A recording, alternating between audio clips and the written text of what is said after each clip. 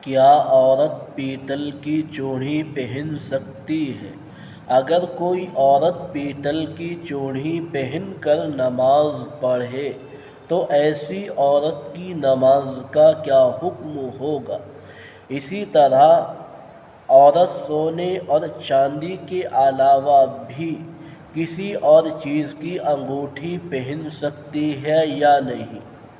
پہلی بات کا جواب یہ ہے کہ عورت پیتل کی چوڑی پہن سکتی ہے، اور جو عورت پیتل کی چوڑی پہن کر نماز پڑھے تو ایسی عورت کا نماز پڑھنا بھی ٹھیک ہے، ایسی عورت کی نماز ٹھیک ہو جائے گی۔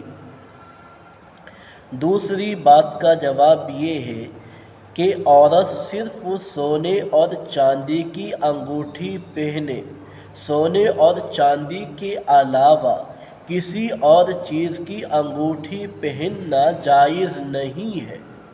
عورت صرف سونے اور چاندی کی ہی انگوٹھی پہنے، سونے اور چاندی کے علاوہ کسی اور چیز کی انگوٹھی پہننا عورتوں کے لیے جائز نہیں ہے۔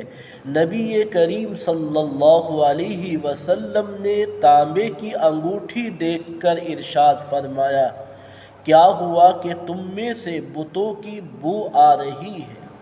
اور نبی کریم صلی اللہ علیہ وسلم نے لوہے کی انگوٹھی کو دیکھ کر ارشاد فرمایا، کیا ہوا مجھے کہ تم پر جہنمیوں کا زیور دیکھ رہا ہوں؟ تو عورت صرف سونے اور چاندی کی ہی انگوٹھی استعمال کرے، سونے اور چاندی کے علاوہ عورتوں کے لیے انگوٹھی کا پہننا جائز نہیں ہے۔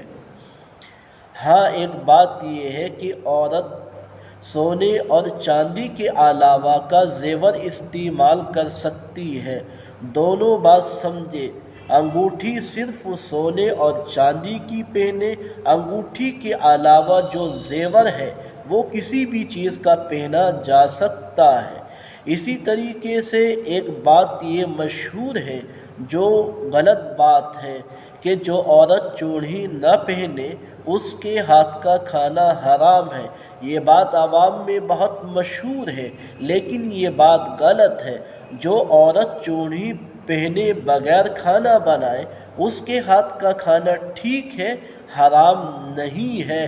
جو لوگوں میں مشہور یہ بات ہو گئی ہے یہ غلط ہے، حقیقت سے اس کا کوئی تعلق نہیں ہے۔ عورت چوڑی پہنے جب ٹھیک ہے، عورت چوڑی نہ پہنے جب بھی ٹھیک ہے۔ اگر چوڑی پہنے بغیر کوئی عورت کھانا بناتی ہے تو ایسی عورت کے ہاتھ کا کھانا ٹھیک ہے۔